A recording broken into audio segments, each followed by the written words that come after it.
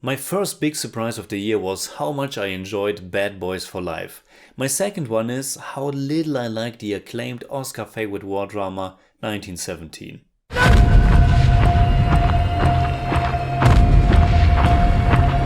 If you fail, it will be a massacre.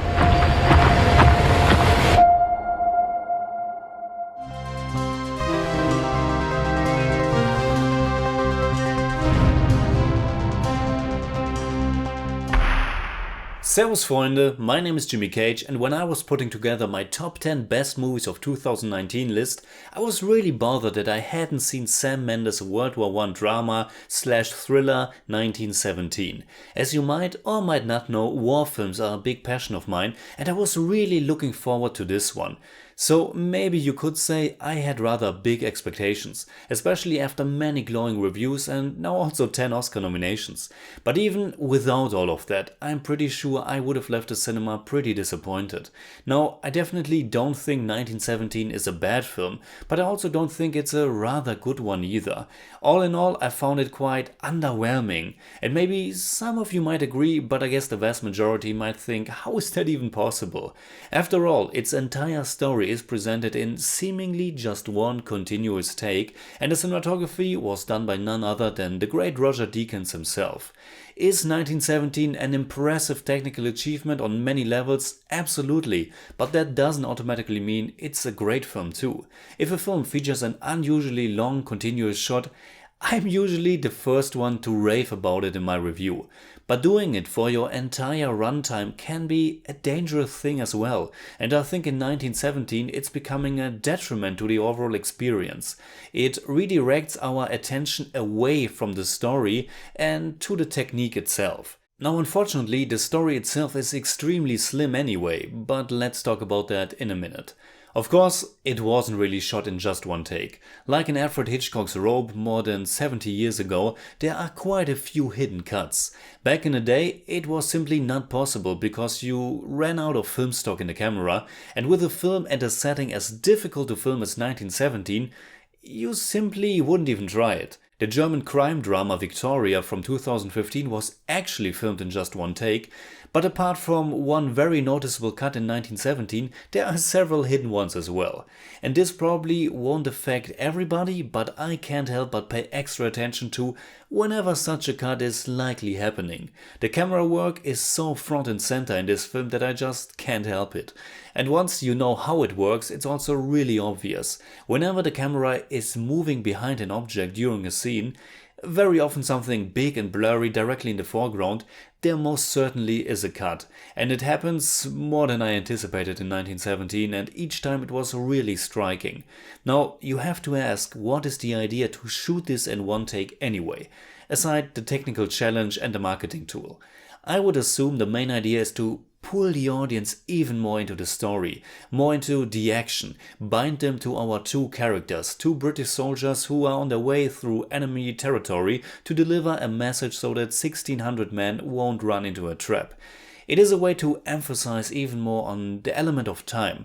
Without a cut, everything that we see is assumingly happening in real time. That can be something quite exciting and immersive, and 1917 indeed plays much more like a thriller in a war setting than an actual war drama. The way Sam Mendes is telling the story, which was inspired by his own grandfather's experiences during the war, is the main attraction here. But for me, it came down to being just a gimmick. And I admit that there are a few exhilarating scenes and a lot of beautiful shots as well. After all, it was shot by Deakins. I also give the film how it portrays the deadly or godforsaken landscapes of the war. It has something surreal to see these two soldiers walk through this war-torn wasteland. But the effect the movie had on me was the opposite of what I think was intended. I found it to be very artificial, very fake. This constant floating camera. There is dust and smoke, lifeless bodies and guts.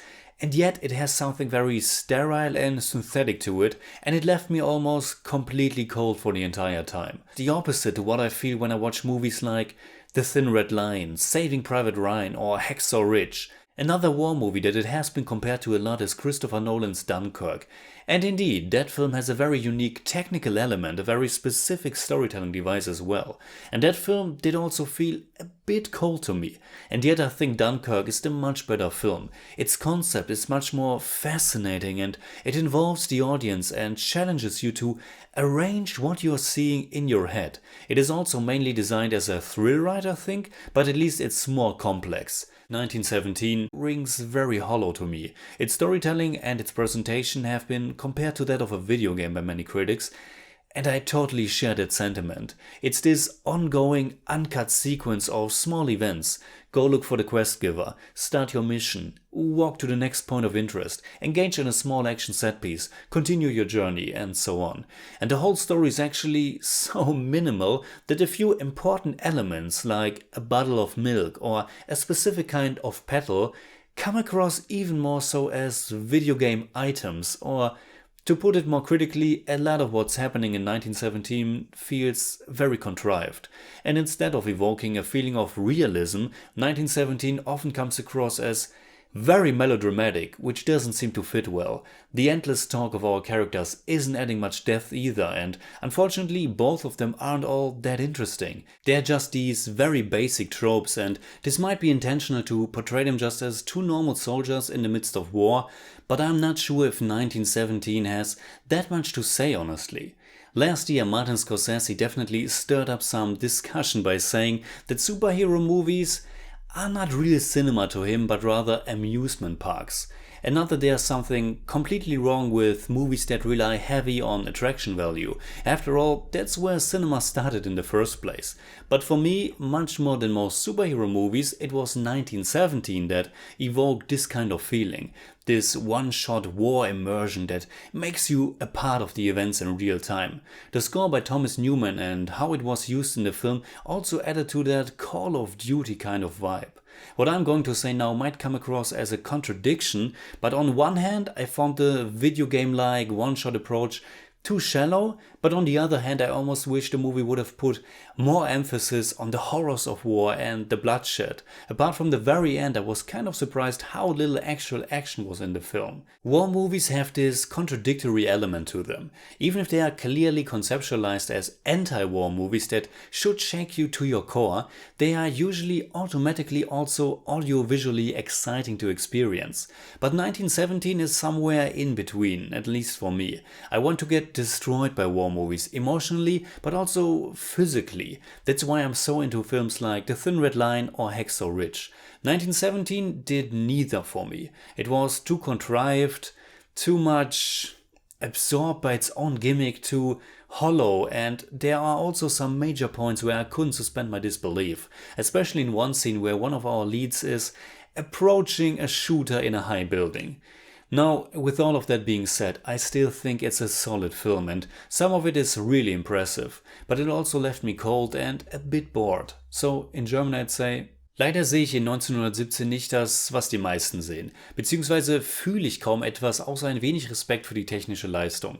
Aber die allein reicht nun mal nicht, sondern schadet dem Ganzen sogar ein wenig. I give 1917 6 out of 10. It's more like 6.1, but I don't do that.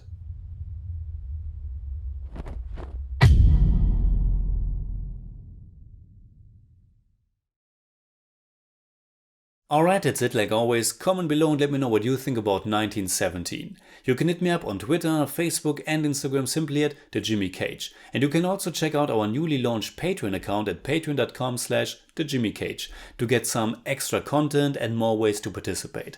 And if you enjoyed this episode, please give me a thumbs up, share, subscribe, whatever you like. And make sure you hit that bell for all I have to tell.